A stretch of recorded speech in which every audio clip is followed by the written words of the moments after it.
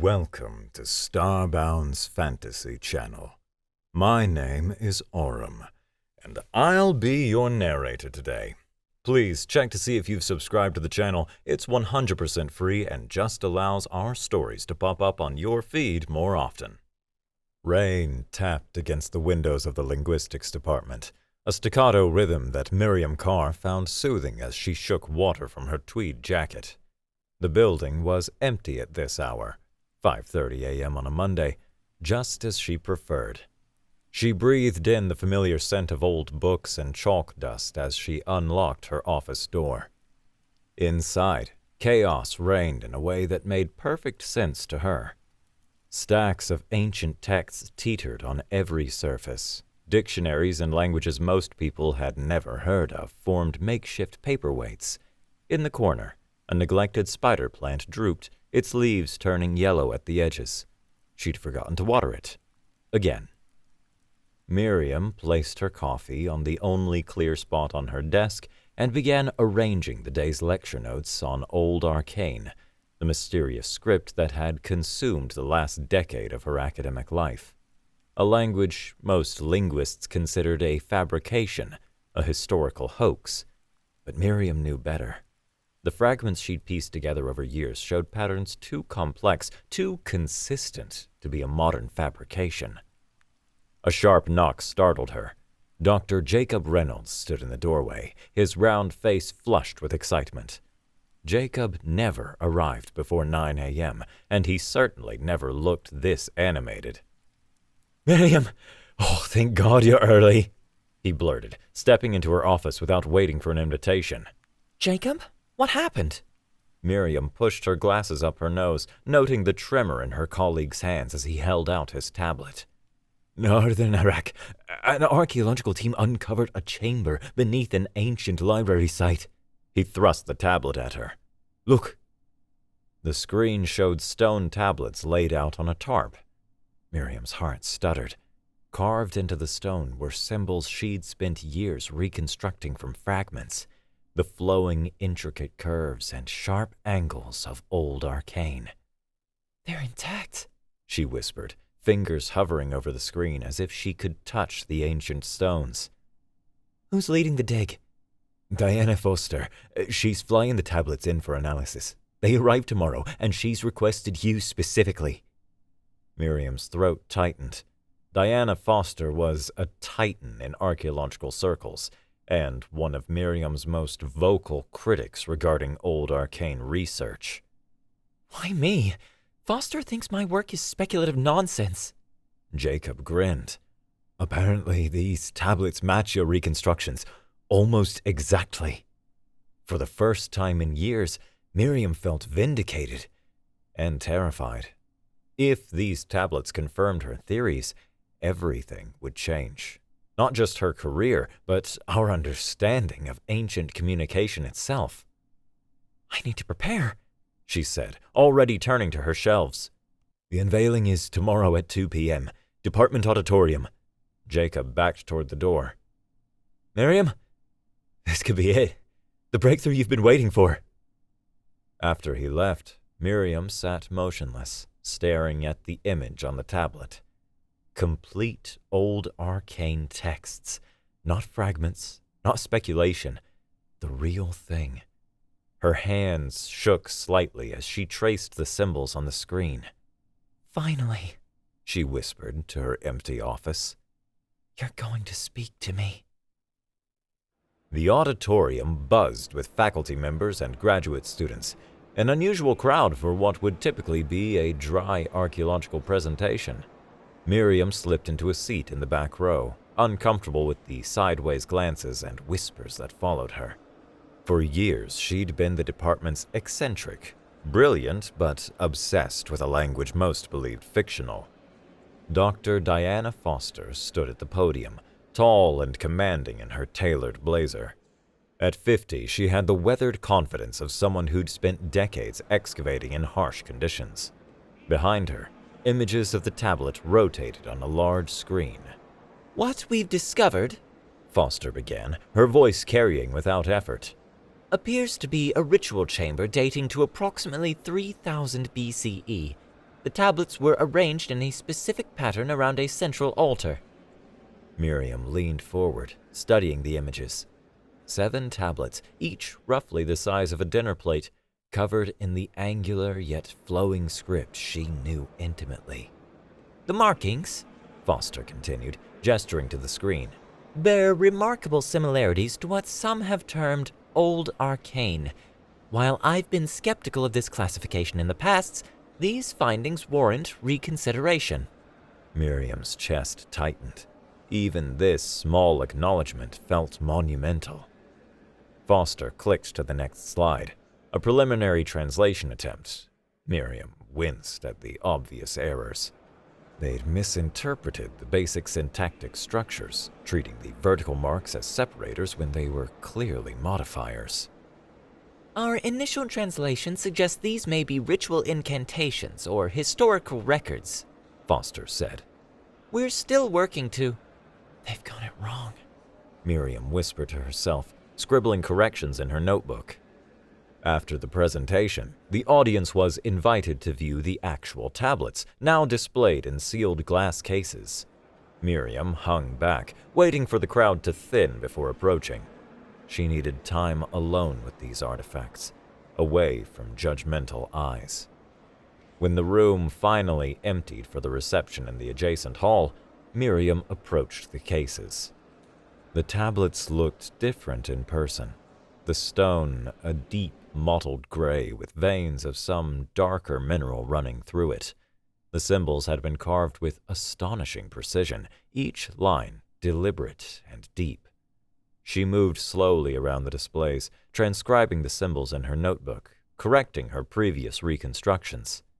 One tablet in particular drew her attention. Smaller than the others, with symbols arranged in a spiral pattern rather than the usual linear format. Miriam glanced toward the door. The reception would last at least another hour. Carefully, she lifted the unsealed cover of the case. A breach of protocol, but she needed to see the tablet without the distortion of the glass. The stone felt unexpectedly warm beneath her fingertips. She traced the spiral pattern, following the symbols inward toward the center. Vesh na tura solek mer, she murmured, sounding out the phrase at the spiral's heart. The words felt strange in her mouth, as if her tongue was moving of its own accord. The air around her thickened. The fluorescent lights above flickered once, twice. A sensation like cold water poured down Miriam's spine, flooding outward through her limbs, her vision blurred, dark spots dancing at the edges. The tablet grew hotter beneath her touch. Too hot. She tried to pull away but couldn't. The spiral pattern seemed to move, rotating slowly beneath her fingertip. A surge of energy shot up her arm, burrowing into her skull like a white-hot wire. Miriam gasped, staggered backward. Her elbow caught a display stand, toppling it with a crash that echoed through the empty auditorium. The door flew open. A security guard and Foster rushed in to find Miriam doubled over, gripping the edge of the table. Professor Carr! Foster strode toward her. What happened? Are you all right? Miriam blinked rapidly, trying to clear her vision. I'm sorry. I felt dizzy suddenly. I must have locked my knees. The guard righted the fallen display while Foster studied Miriam with narrowed eyes. You shouldn't be in here alone with the artifacts, she said coolly. I just wanted a closer look without the crowd, Miriam replied, struggling to keep her voice steady. Her head throbbed, and strange colors pulsed at the corners of her vision. These are priceless artifacts, not personal research materials, Foster said, gesturing toward the door. I think you should join the reception, or go home if you're feeling unwell. Humiliated, Miriam gathered her notebook and hurried out. In the bathroom, she splashed cold water on her face, avoiding her reflection. Whatever had happened in that room felt impossible. A hallucination brought on by excitement and lack of sleep. That night, she dreamed. A vast library stretched endlessly before her, shelves reaching upward until they disappeared into darkness. But the books were burning, pages curling and blackening as flames climbed higher. Strange beings moved through the fire, tall, slender figures with too many limbs, their bodies seeming to shift and change with each movement. They weren't running from the flames. They were busy, purposeful, gathering texts and speaking to each other in voices that sounded like music. One figure turned toward Miriam, its face a constellation of lights rather than features. It spoke, and though Miriam had never heard the language before, she understood. "We transfer ourselves into the words," it said. "Our bodies die, but language perseveres." The figure pressed a book into Miriam's hands. The pages weren't burning, but glowing, the symbols on them familiar. Old arcane. As she watched, the symbols crawled across the page, rearranging themselves. "Remember us," the figure said, as the library collapsed around them. Miriam woke gasping, her sheets soaked with sweat. Dawn light filtered through her blinds, casting striped shadows across her bedroom. The dream lingered, more vivid than any she'd ever experienced.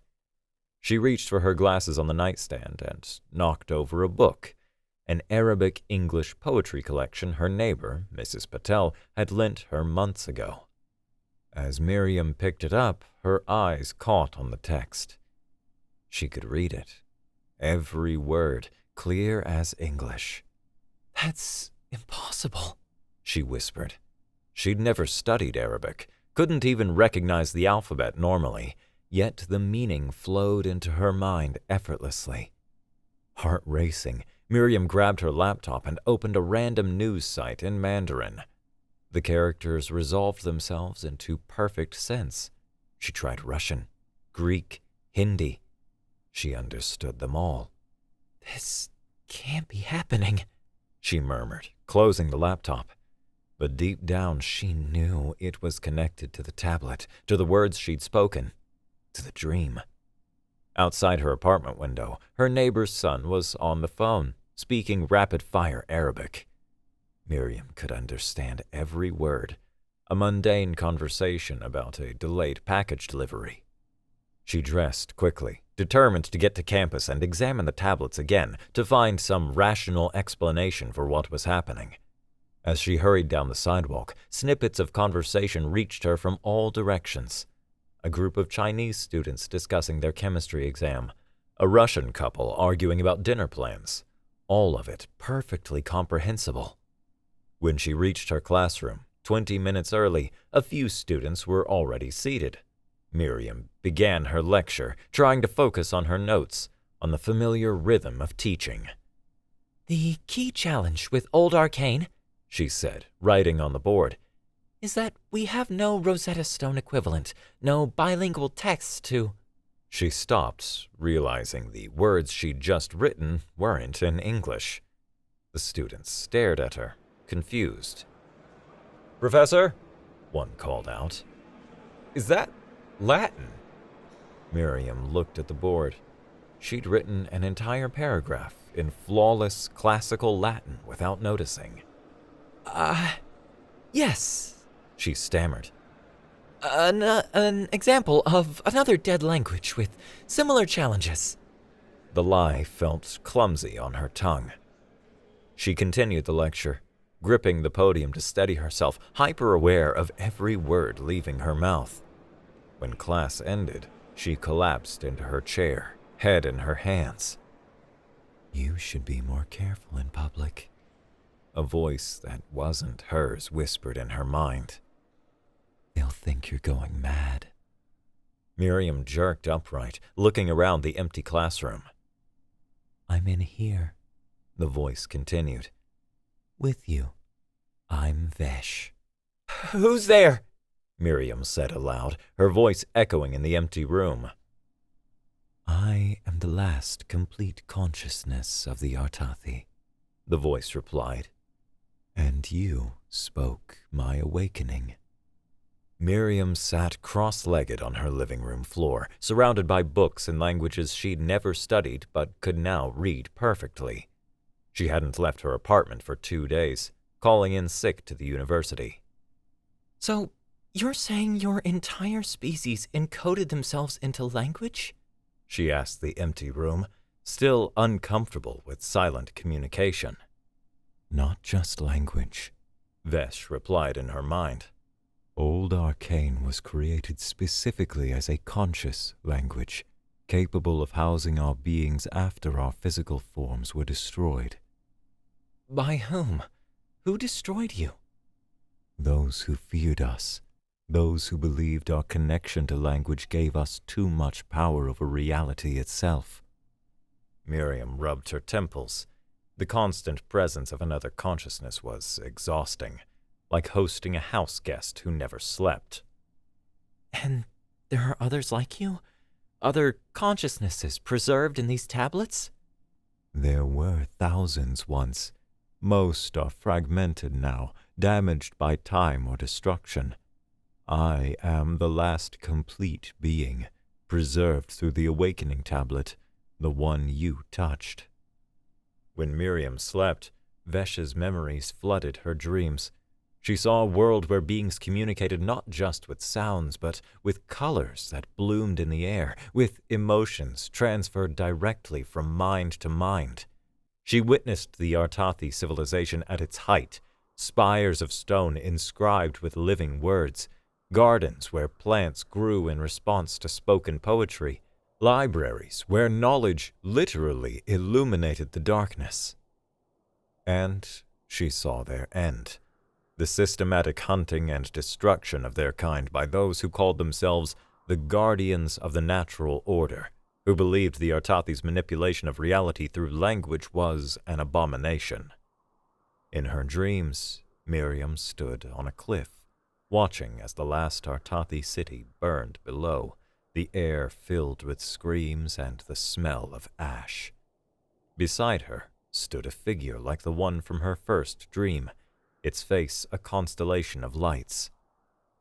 We hide ourselves in words, it told her, in the spaces between sounds, in languages humans will create in millennia to come. We wait to be awakened, to be remembered. When Miriam woke, tears streaked her face. Vesh's grief felt like her own, a hollow ache beneath her ribs. I am sorry, Vesh said quietly. My memories are strong. It's all right, Miriam replied, wiping her eyes. I volunteered for this, in a way. You had no idea what speaking the phrase would do. No, but I've spent my life studying old Arcane. I wanted it to be real. She laughed bitterly. Be careful what you wish for, I suppose. On Monday, Miriam returned to the university. She needed to appear normal, to continue her work while figuring out what to do about Vesh. As she entered the linguistics building, Professor Jeffrey Walsh, her department chair, waved her into his office. Miriam, feeling better, I hope? Walsh was a thin man with perpetually ink-stained fingers, more concerned with department funding than actual linguistics. Much better, thank you, she lied, settling into the chair across from his desk. Excellent, excellent. Walsh steepled his fingers. I've been following your work with the foster tablets. Your translations are remarkable. Miriam tensed. She hadn't submitted any translations. I'm sorry? The notes you sent Saturday. Your complete translation of Tablet 4? Walsh shuffled through papers on his desk. Found it fascinating, though I can't imagine how you made such progress so quickly. Miriam's mouth went dry. She hadn't sent anything. I did, Vesh admitted in her mind. While you slept, I thought it would help establish your credibility. Right, yes, Miriam stammered. I've been working intensively. Walsh leaned forward, suddenly animated. The International Conference on Ancient Languages is next month in Geneva. I've submitted your name as a keynote speaker. This could put our department on the map, Miriam. Say yes, Vesh urged. We need allies, platforms. I'd be honored, Miriam said, forcing a smile. He doesn't suspect anything, Vesh reassured her as she left Walsh's office. Humans rarely notice the impossible happening right in front of them. That's not comforting, Miriam muttered under her breath. She spent the next few weeks in a strange dance, lecturing, researching, pretending normalcy while Vesh's presence grew stronger. At night, she translated the tablets with Vesh's guidance, publishing papers that stunned the linguistic community with their insight. Her colleagues noticed changes. She answered questions in languages she'd supposedly never studied. She referenced texts no one had ever heard of. In meetings, she sometimes paused mid-sentence as if listening to someone nobody else could hear. You've changed, Dr. Diana Foster told her bluntly after a department seminar. Your work has evolved dramatically. Miriam met her gaze steadily. Perhaps I've simply found my voice. Foster's eyes narrowed. No one makes breakthroughs like this overnight, Carr. Not without help. She suspects something, Vesh warned, but she doesn't know what. We should all be celebrating advances in our understanding of ancient languages, Miriam replied coolly. Isn't that why we entered this field? Foster didn't answer, but her scrutiny followed Miriam through the conference preparations. When the day came to leave for Geneva, Miriam felt almost relieved. Distance from the tablets, from Foster's suspicion, might provide clarity. Vesh had been growing increasingly insistent about finding the remaining tablets, about potential awakening phrases for other Artathi consciousnesses. The conference was held in a grand old hotel overlooking Lake Geneva. Academics from around the world gathered to discuss dead languages and ancient scripts. Miriam's keynote address was scheduled for the second day, giving her time to acclimate and review her presentation. During the opening reception, a tall man with sharp features and prematurely silver hair approached her.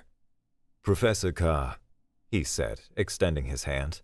Sebastian Thorne, your work on the Foster tablets has been illuminating. Something in his tone made Miriam uneasy. She shook his hand briefly. Thank you, Dr. Thorne. Are you presenting? Tomorrow afternoon. Boundaries in Linguistic Resurrection. Ethical Considerations. His smile didn't reach his eyes. I lead a research collective called the Keepers of the Silence. Perhaps you've heard of us. Get away from him. Vesh's voice was suddenly urgent in her mind. Now. I'm afraid not, Miriam said, fighting to keep her voice steady as Vesh's alarm flooded her system with adrenaline.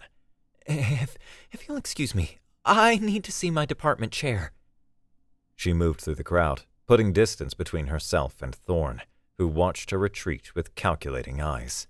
He is dangerous, Vesh said once they were alone in Miriam's hotel room. His group, they are the descendants of those who destroyed us. They've continued their work through the millennia, ensuring languages like Old Arcane remain dead. That's absurd, Miriam said, pacing. How could such a group exist for thousands of years without detection? The same way any secret endures, through dedication to a cause and strategic silence. The next day, Miriam attended Thorne's presentation. His talk was sophisticated, woven with subtle warnings about the dangers of resurrecting certain extinct languages. Some languages, he said, his gaze finding Miriam in the audience, became extinct for good reason. They represented threats to the natural order of human consciousness. As he spoke, Miriam noticed a small tattoo on his wrist, partially visible beneath his shirt cuff. A mouth crossed out with a single line. The mark of the Keepers of Silence, Vesh whispered. They believe some words should never be spoken again.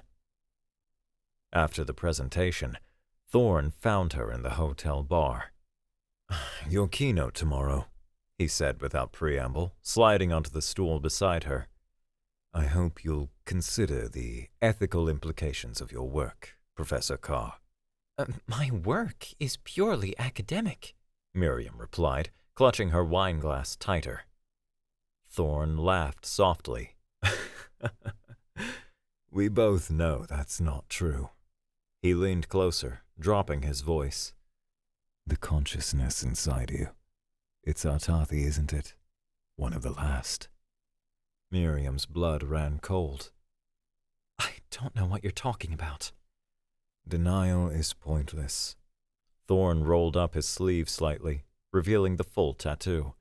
My organization has tracked beings like your passenger for millennia. We can help you. Extract it before it overwrites you completely. Overwrites me? Miriam echoed. That's what they do, Professor. They're parasites. Language parasites. They use human hosts to regain physical form, eventually eliminating the original consciousness entirely. He slid a business card across the bar. When you realize I'm right, and you will, call me. We have facilities, procedures for extraction. You'll be safe. You'll be free. She left the card on the bar as she stood. I think you've confused academic research with science fiction, Dr. Thorn. His friendly demeanor vanished, replaced by cold certainty. Your speech patterns have already changed. Your knowledge base has expanded beyond human possibility. How long before your personality follows? Before Miriam Carr disappears entirely? He gripped her wrist as she turned to leave. The Keepers will be watching, Professor. For your sake and humanity's. Miriam pulled away and hurried to the elevator, her heart hammering against her ribs. He's lying, Vesh insisted once they were safely in her room. We don't overwrite hosts. We coexist, share. Are you sure about that? Miriam demanded, whirling to face the mirror as if Vesh might be visible there. Because I've noticed changes too. I catch myself using phrases I never would have before. I dream in languages I don't know. Sometimes I wake up and I can't remember which memories are mine and which are yours. That's normal. Temporary. Our consciousnesses are adjusting to each other. And if I want you gone, is that possible? A long silence followed. No, Vesh finally admitted. The binding is permanent, but I would never harm you, Miriam. You gave me life again when I had been silence for millennia. Miriam stared at her reflection, searching for signs of someone else behind her eyes. I need to make my own decisions about this. I need time to think. Time is something the Silence Keepers won't give us, Vesh warned. Now that Thorn has identified us, they'll act quickly. Let them try, Miriam said, surprising herself with the fierceness in her voice. I've spent my life studying old arcane. I won't let them erase it or you without a fight. Miriam's keynote address the next morning was a triumph. She presented her translations of the Foster tablets with eloquence and authority, demonstrating connections between Old Arcane and other ancient languages that left the audience buzzing. Throughout, she was aware of Thorn watching from the back row, his expression unreadable. She declined the invitation to the post-conference dinner, eager to return home and process everything that had happened. Her flight wasn't until morning, giving her one more night in Geneva. As she packed her suitcase, her phone chimed with a message from Professor Walsh. Call immediately. Emergency at department. The video call connected to show Walsh's ashen face. Behind him, Miriam could see campus police.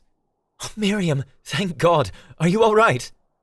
I'm fine. What happened? Your office was broken into last night. Everything related to the Foster tablets. Gone. Your computer, your notes, everything. Walsh ran a hand through his thinning hair. Campus security caught it on camera, but the perpetrators were masked. We filed a police report, but I wanted to warn you. I'm coming home tonight. Miriam interrupted, already searching for earlier flights. Have they checked my apartment? Walsh's expression grew grimmer. The police went by as a precaution. Your neighbor, Miss Patel, was found unconscious in the hallway outside your door. She's in the hospital. Concussion, but stable. Miriam's stomach dropped. Mrs. Patel was 70 years old, a retired literature teacher who shared tea with Miriam on Sunday afternoons. They hurt her looking for me, she whispered. The police think it might be related to the value of the tablets, Walsh said. Antiquities theft. It's not about theft, Miriam cut him off. I have to go. I'll be on the next flight. She ended the call before Walsh could respond. The Silence Keepers work quickly, Vesh observed grimly. But they won't find what they're looking for. Which is what exactly? Any records of awakening phrases, ways to identify other Artathi consciousnesses. They want to ensure none of us ever wake again. Well, they've succeeded in terrifying me, Miriam said, throwing clothes haphazardly into her suitcase. And hurting an innocent woman. We need help, Vesh urged. Someone you trust completely. Miriam paused, thinking. Lucas. Dr. Lucas Freeman. He's a neurolinguistics expert at the medical school, and... She hesitated. He's always believed in me, even when my theories seemed far-fetched. She booked the next flight home and sent Lucas a cryptic text. Need your help. Medical emergency. No hospitals. Arriving tomorrow, 6 a.m. His reply came instantly. We'll meet you. Be safe. On the flight home, Miriam dozed fitfully, Vesh's memories bleeding into her dreams, fragments of the Artathi world, of the first Silence Keepers hunting them through ancient cities, of consciousnesses being torn from bodies and trapped in symbols carved in stone. Lucas was waiting at arrivals, his tall frame and broad shoulders easy to spot in the crowd, his dark face creased with concern as Miriam approached. My God, Miri. You look terrible, he said, pulling her into a brief hug. Thanks, she said dryly. Your bedside manner is impeccable as always. He took her suitcase. My car's this way. You can explain what no hospitals means and why you look like you haven't slept in days. In the car, Miriam hesitated. Lucas? If I tell you something that sounds completely insane, will you at least hear me out before calling the psychiatric ward? He glanced at her, his expression serious. Depends. Are you in danger? Are you going to hurt yourself or someone else? No, at least not intentionally. Then yes, I'll hear you out, no matter how crazy it sounds. Miriam took a deep breath and told him everything. The tablets, Vesh, the languages, Thorn and the Silence Keepers, the break-in at her office, Mrs. Patel. Lucas listened without interrupting, his hands steady on the wheel. When she finished, he was quiet for so long she thought he might be figuring out how to have her committed. Finally, he said, Can I speak to Vesh? Miriam blinked in surprise. You believe me? I believe something is happening to you. Whether it's what you think it is, I'm not sure yet. He pulled into the parking lot of his medical center. My lab's open on Sundays. We can run some tests, figure this out. Inside the neurology lab, Lucas attached electrodes to Miriam's temples and forehead. I'm going to run a standard EEG first, he explained. Then try some more specialized scans if we see anything unusual. Miriam sat perfectly still as the machine hummed. On the monitor, blue lines tracked her brain activity. Now, try to talk to Vesh, Lucas suggested. Silently. Miriam closed her eyes. Vesh, he wants to see if you show up on the scans. I'm here, Vesh replied. Though I doubt your technology can detect me. The EEG machine beeped suddenly. Lucas stared at the screen, his expression changing from professional detachment to amazement. "That's not possible," he murmured, adjusting settings. "Miriam, there are two distinct consciousness patterns overlapping in your brain, two different wave signatures." He ran more tests, fMRI, PET scan. Each confirmed the impossible. Two consciousness patterns sharing one brain. "It's like watching two computers running completely different operating systems simultaneously on the same hardware," Lucas said hours later, spreading printouts across his desk. "I've never seen anything like it. And look at this." He pointed to a time-lapse comparison. "Your neural pathways are rewiring. Your brain is physically changing to accommodate both consciousness patterns." Miriam stared at the images. Thorin said Vesh would overwrite me eventually. "I don't see evidence of that," Lucas said slowly. "But I do see integration. The patterns are starting to harmonize in certain areas." He looked up at her. "Your speech patterns have changed. I've noticed it throughout the day. The cadence, the vocabulary, it's still you, but different." "We are changing each other," Vesh admitted. "It is inevitable when consciousnesses share space." "Vesh says we're changing each other," Miriam relayed. "That it's inevitable." Lucas rubbed his beard thoughtfully. "What does Thorn want, exactly? Why come after you now?" "He leads the Silence Keepers. They've apparently been hunting Artathi for millennia. They believe languages like Old Arcane threaten humanity." "And do they?" Miriam hesitated. "I don't know. Vesh says no, but—" She touched the printouts. "Something is definitely happening to me. To my brain." Lucas clasped her hand. "Then we figure it out together. My cabin in the mountains. We can go there while we sort this out. It's isolated, secure. I can bring equipment." Miriam squeezed his fingers gratefully. "Thank you for not thinking I'm crazy." "Oh, I think this is completely crazy," Lucas said with a small smile. "But that doesn't mean it isn't real." The cabin sat on a wooded slope in the Blue Ridge Mountains, 3 miles from the nearest neighbor. Solar panels on the roof and a small wind turbine provided electricity. The interior was surprisingly modern. Lucas used it as a weekend research retreat. "No one knows I brought you here," he assured Miriam as he unloaded scientific equipment from his SUV. "Not even my department." For the next week, they established a routine. Mornings were for tests, monitoring the ongoing changes in Miriam's brain, documenting her expanding linguistic abilities. Afternoons were for research, piecing together what they knew about the Silence Keepers and the Artathi from historical records and Vesh's memories. In the evenings, Miriam and Vesh worked on setting boundaries. Vesh agreed not to act through Miriam's body without permission, to remain quiet during certain hours so Miriam could rest. In return, Miriam allowed Vesh time to surface fully, periods where the Artathi consciousness could experience the physical world more directly through their shared senses. "It's like having a roommate in my skull," Miriam explained to Lucas over dinner. "We're learning to cohabitate." Lucas watched her carefully. "And you're okay with that?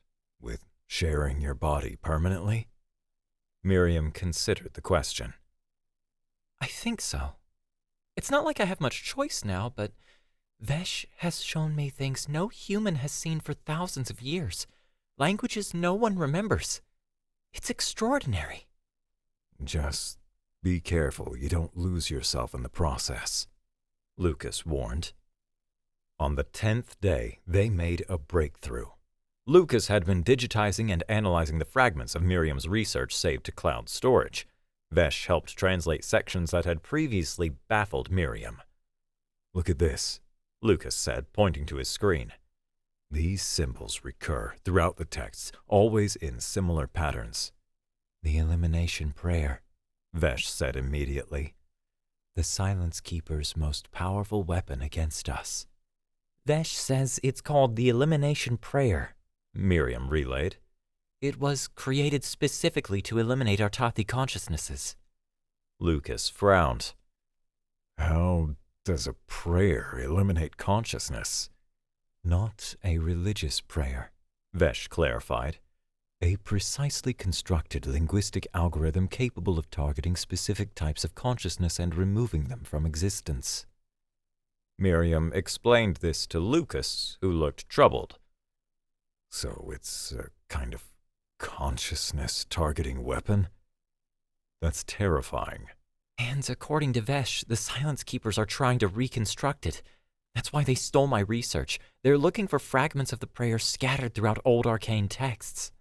But why now? The Artathi have been gone for millennia. Miriam touched her temple. Not all of them. And the Silence Keepers believe language affects reality itself. They think languages like old arcane corrupt human thought, allow non-human consciousnesses to infiltrate. So Thorn wants to use this prayer to, eliminate Vesh? Not just Vesh. Miriam pulled up a document Thorn had published years earlier, hidden in an obscure academic journal. He believes the elimination prayer can be modified to target what he calls linguistic contagions in humans. Listen to this. Certain thought patterns represent infection by non-human consciousness constructs.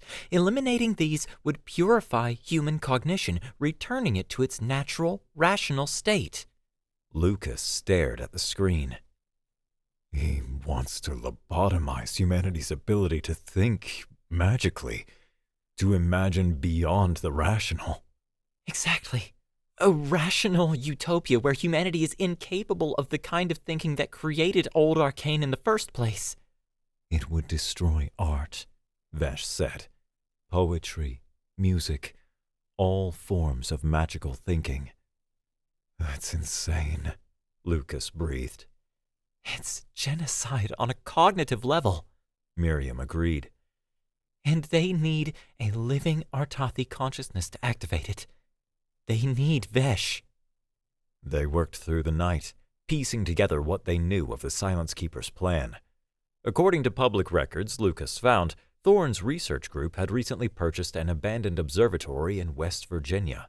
Remote, defensible, and, as Vesh pointed out, perfectly positioned for the winter solstice, when the elimination prayer would be the most powerful. We have just under 2 weeks, Lucas said, marking the solstice on his calendar. We need to... The security system beeped. On the monitor, dark figures moved through the trees surrounding the cabin. They found us, Miriam whispered. Lucas pulled her toward the back door. There's a maintenance trail through the woods, if we can reach my neighbor's property. Glass shattered in the front room. A canister rolled across the floor, spewing thick white smoke. Run! Lucas shoved Miriam through the door as figures in black tactical gear burst through the windows. They sprinted into the darkness, the forest floor slippery with pine needles. Behind them, flashlight beams cut through the trees. A gunshot cracked, splintering bark near Miriam's head. This way! Lucas gasped, pulling her down a steep slope. Miriam stumbled, her foot catching on a root. As she fell, Vesh surged forward in her consciousness. Let me! The Artathi demanded, and for once Miriam didn't resist. Words in old arcane poured from her mouth, sounds no human throat should produce. The air around them warped, bending light away from their bodies. Another word, and the forest floor beneath the approaching figure suddenly turned to quicksand, swallowing them to their knees. Lucas stared at her in shock. How? Later, Miriam said, her voice overlapping with Vesh's in an unsettling harmony. We need to keep moving. They reached a stream and followed it downstream, the water masking their trail. After an hour of hard travel, they came to a road where Lucas flagged down a passing truck. The elderly driver took one look at their scratched faces and torn clothes and wordlessly opened the passenger door. He dropped them at a truck stop 20 miles away, refusing payment. In the grimy bathroom, Miriam splashed water on her face, avoiding her reflection. "That wasn't just translation back there," she said quietly. "That was magic." "Not magic," Vesh corrected. "Language that shapes reality. The foundation of what your people call magic has always been words of power." The bathroom door banged open. Lucas stood there, his face grim, a bruise darkening on his cheekbone. "I called a cab. We need to get to a hospital." "We can't risk—" "I was shot," he interrupted, lifting his jacket to reveal a blood-stained shirt. "Just grazed my side, but it needs treatment." At the hospital, Miriam paced the waiting room while Lucas received stitches. She'd given a false name at reception, paranoid that the Silence Keepers might track them through medical records. A television in the corner played the local news. Miriam froze when she saw Lucas's cabin on the screen, smoke rising from the burning structure.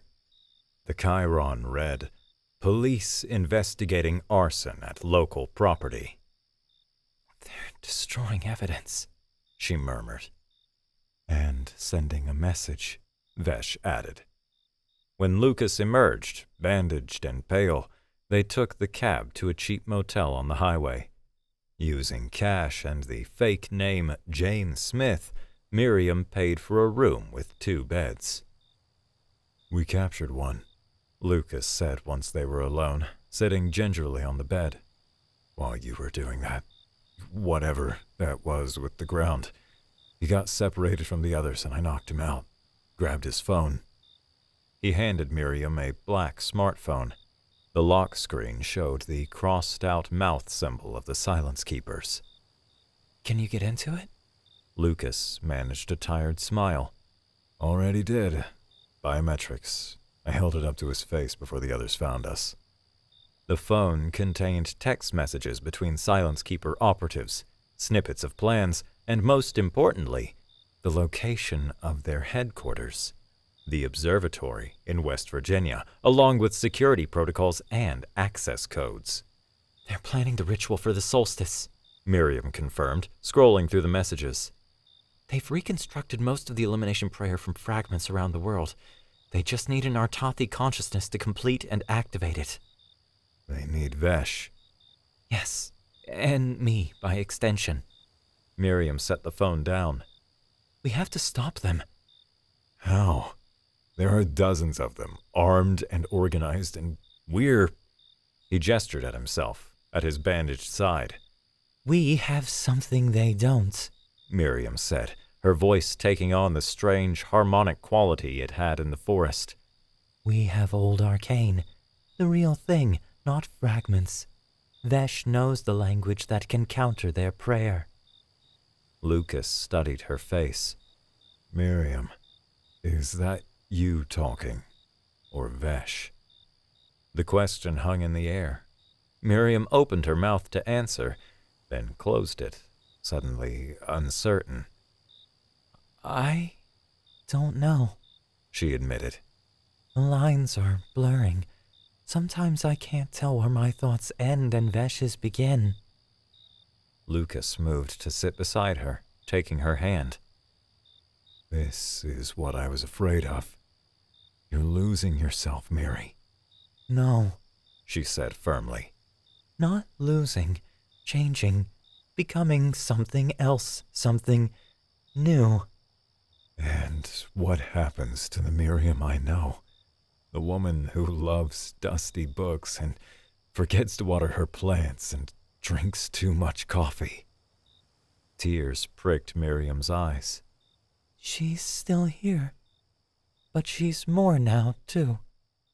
That night, Miriam dreamed of neither her life nor Vesh's ancient memories, but of something in between. Hybrid images of modern cities built with Artathi architecture, of humans and Artathi learning from each other, of languages that could heal as well as harm. She woke with a clarity she hadn't felt since touching the tablet. The fear that had been her constant companion was gone, replaced by resolve. "We need to act," she told Lucas over breakfast. "We can't wait for the solstice. We need to infiltrate their headquarters and destroy the fragments of the elimination prayer before they can complete it." Lucas set down his coffee. "You have a plan?" "I do." She tapped the stolen phone. "According to this, Thorn arrived at the observatory yesterday. He'll be leading preparation for the ritual. Security is minimal during daylight hours. They're not expecting trouble so soon." "And once we're inside?" Miriam hesitated. "I can use Old Arcane, with Vesh's help, but I'll need to be careful. Each word changes things. Reality, physics, minds. It's powerful, but unpredictable." Lucas's expression was troubled. "Are you sure you can control it?" "No," she admitted. "but I'm sure I can't let Thorn use the elimination prayer. The risk is worth it." The observatory stood atop a barren hill, its white dome gleaming in the winter sunlight. Once a state-of-the-art astronomical research facility, it had been abandoned after funding cuts a decade earlier. The Silence Keepers had purchased it through a shell corporation, converting it into their headquarters. Miriam and Lucas approached from the service road, using the stolen security codes to bypass the gate. Miriam wore a stolen lab coat with the Silence Keeper's symbol embroidered on the pocket, taken from the cultist's belongings. Lucas posed as a delivery driver with a package requiring signature. The guard at the entrance barely glanced at them, waving them through after a cursory check of Lucas's fabricated ID. Inside, the observatory was a flurry of activity. Technicians set up equipment in the central chamber beneath the dome. Robed figures moved purposefully through the halls, carrying tablets and scrolls. "The elimination prayer fragments will be in Thorn's office," Miriam whispered. "According to the facility map, it's on the 2nd level." They took the stairs, avoiding the elevator where they might be trapped. The 2nd level was quieter, its hallway lined with offices. At the end stood a heavy door marked with Thorn's name. "Keep watch," Miriam told Lucas as she approached the door. The security panel required a fingerprint. "I can help with that," Vesh said. "A simple rewiring of the system's perception." Miriam placed her hand on the panel and whispered an old arcane phrase. The scanner beeped green, the door unlocking with a click. Inside, Thorn's office was meticulously organized. Bookshelves lined the walls, filled with ancient texts. On his desk sat a glass case containing stone fragments arranged in a circular pattern, pieces of tablets containing portions of the elimination prayer.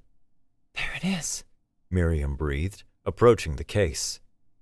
"Don't touch it," a voice said from behind. Sebastian Thorn stood in the doorway, a small pistol aimed at Miriam's chest. Behind him, 2 robed figures gripped Lucas, blood trickling from a cut on his face. "Professor Carr, how predictable you'd come directly to the prayer fragments." Thorn stepped into the office, the door closing automatically behind him. "Did you really think we wouldn't be monitoring access to my office?" "Let Lucas go," Miriam said, her voice steady despite her racing heart. "He's just helping a friend. He doesn't understand what this is about." "On the contrary," Thorn replied. "Dr. Freeman understands perfectly well. He's been monitoring the changes in your brain, the infestation's progress. I'm sure he has many enlightening insights." He gestured with the gun. "Step away from the case." Miriam backed up slowly. "You're making a mistake, Thorn. The elimination prayer won't just target Artathi consciousness. It will destroy humanity's ability to think beyond the rational, to imagine, to create." "That's precisely the point." Thorn's voice was calm, reasonable. "Humanity has been infected by non-rational thought for millennia. Magical thinking, superstition, belief in the supernatural, religion, all of it stemming from the linguistic structures the Artathi introduced to early humans. We're going to purify human consciousness, return it to its natural state. A lobotomized state, Lucas spat, struggling against his captors. Thorn ignored him, his attention fixed on Miriam. The parasite's inside you. It's changing you, consuming your original personality. Soon there will be nothing left of Miriam Carr at all. You're wrong, Miriam said. We're not destroying each other. We're becoming something new, something better. A hybrid abomination, Thorn sneered. Exactly what the Silence Keepers have fought to prevent for thousands of years. He pressed a button on his desk.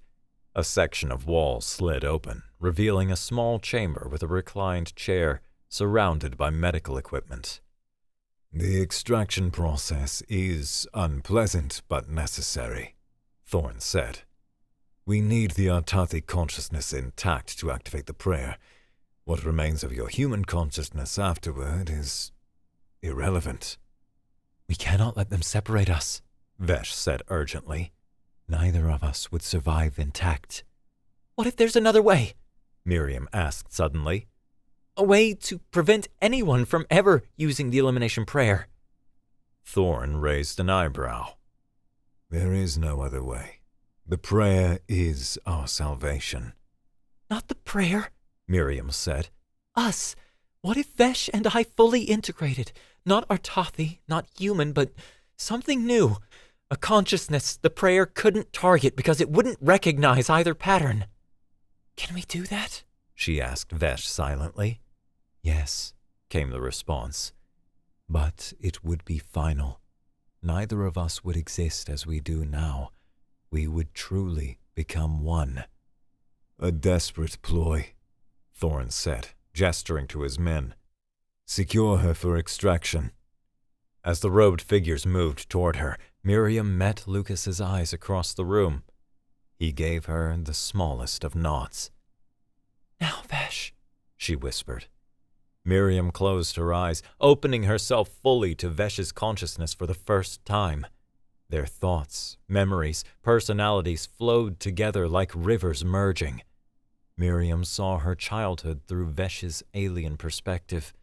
Vesh experienced human emotion with new intensity. Languages, concepts, sensations, all shared, all transformed. The robed figures grabbed Miriam's arms. Her eyes snapped open, but they were different now. Her brown irises shot through with points of light like tiny stars. We are not Miriam, she said, her voice layered with harmonics no human throat should produce. We are not Vesh. We are both and neither. She spoke a single word in Old Arcane, and the men holding her were thrown backward. Another word, and the glass case containing the prayer fragments shattered. Thorn fired his gun.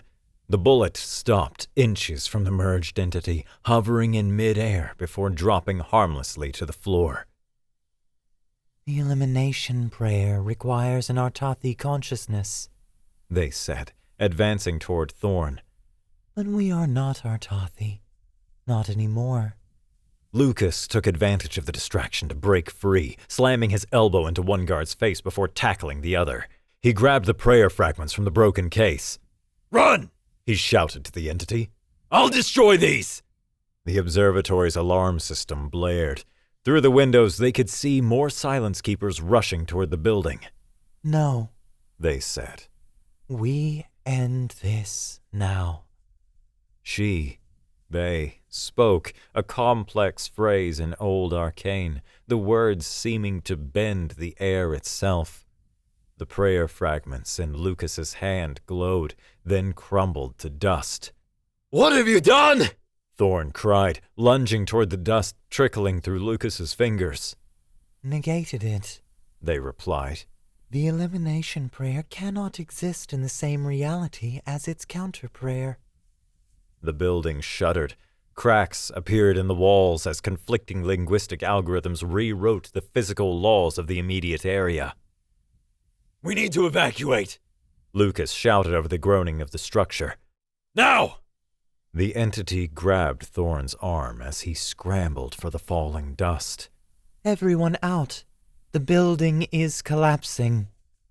They herded the stunned Silence Keepers through the corridors, the merging entity using old arcane to stabilize the structure long enough for evacuation. Outside, they watched as the observatory dome cracked and collapsed in on itself, the entire facility crumbling into rubble. Thorn stared at the entity with a mixture of horror and fascination. "What are you?" "The future," she replied simply. "the bridge between what was lost and what might be." In the aftermath, as police and emergency services arrived to investigate the structural collapse, Lucas pulled the entity aside. "Are you still in there, Miri?" he asked, searching her starlit eyes for any trace of his friend. She smiled, touching his face gently. "Yes and no. I remember being Miriam. I remember loving dusty books and forgetting to water my plants. But I'm more now. We're more." "And Vesh?" "Also here. Also changed. We are singular now, but containing multitudes." She looked toward the horizon, where the sun was setting. "There is so much to teach, Lucas.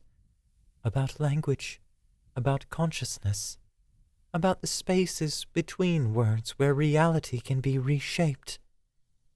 "What will you do?" "Establish a new kind of linguistics department.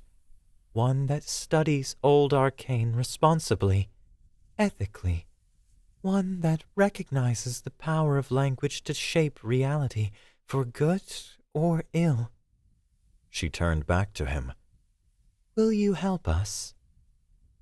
Lucas looked at this new being, neither fully his old friend nor fully alien, and found he couldn't refuse. "Someone has to keep you grounded," he said with a small smile. "Make sure you water your plants." The entity laughed, the sound musical and strange and somehow still familiar. "The Silence Keepers will regroup eventually. Thorn won't give up his crusade." "Then we'll be ready," Lucas said, "with better arguments than elimination prayers." As they walked away from the rubble of the observatory, the entity spoke softly in old arcane, words that made the winter air warm around them, that caused small flowers to bloom impossibly through the frost-hardened ground. "Language created us," she told Lucas. "All of us. It can destroy or heal, divide or unite. The choice of which words we speak, that has always been the true magic." Behind them, Thorn watched their departure, the crossed-out mouth tattoo on his wrist seeming to pulse in the fading light. This battle was lost, but the war for humanity's linguistic purity would continue. It had to. Some words were too dangerous to be spoken again. But for now, at least, those words remained silent, buried beneath the rubble of his ambition and the dust of ancient tablets, waiting, as language always does, for the right voice to awaken them once more.